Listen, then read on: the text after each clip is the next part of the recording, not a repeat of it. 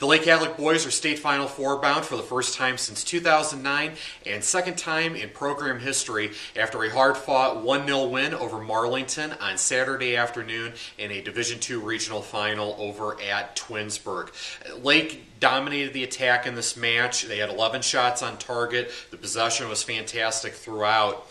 But to be honest, I think that Marlington was fine with that. They put numbers behind the ball, basically operating out of a 4-2-3-1 formation with a tight back four and two holding mids. And the thing that really struck me about it, especially early in the match, was how much the right back was cheating in.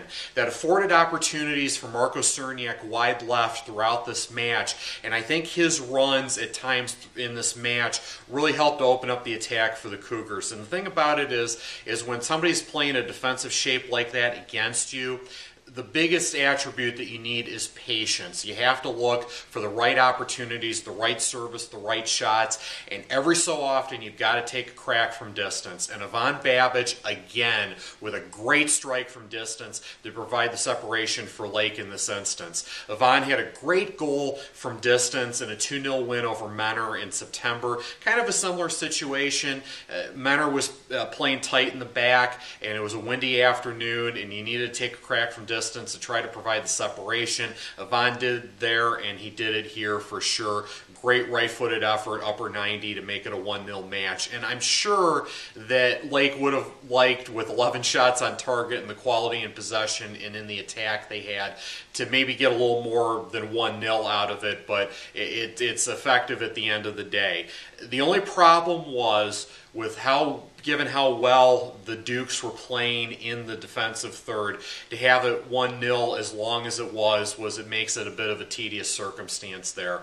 And you got the feeling as that second half wore on and the deeper that it got 1-0 into the match, the more you thought that Marlington would have one good chance in a counterattack. And sure enough, it came with about 90 seconds to go in regulation. Jordan Boehm had a good attacking run into the box on the right side, and goalkeeper Jack McNeil had a fantastic tip save for Lake to preserve the clean sheet. We've talked often about the development of younger players in the side to supplement the veterans who have been around for a while, and the sophomore class continues to grow before our eyes. Yvonne Babbage, Marco Cerniak, McNeil had a nice match against CVCA, and he only had 2 saves here in this match, but one was absolutely vital to ensure that Lake didn't have to go to extra time to get this result. So Lake Catholic now 21-0, and with Minerva's 2-0 loss to Columbus DeSales in a D2 regional semi on the other side of the bracket, they are the only unbeaten and untied side in boys soccer in the state of Ohio, and congratulations to Lake on an accomplishment like that. I'm sure they want 2 more wins to add to that 21, but be that as it may, great accomplishment for Ante and the boys to be able to have that distinction going into the state Final Four, the only unbeaten and untied boys soccer side in the state of Ohio. Bay is the next opponent.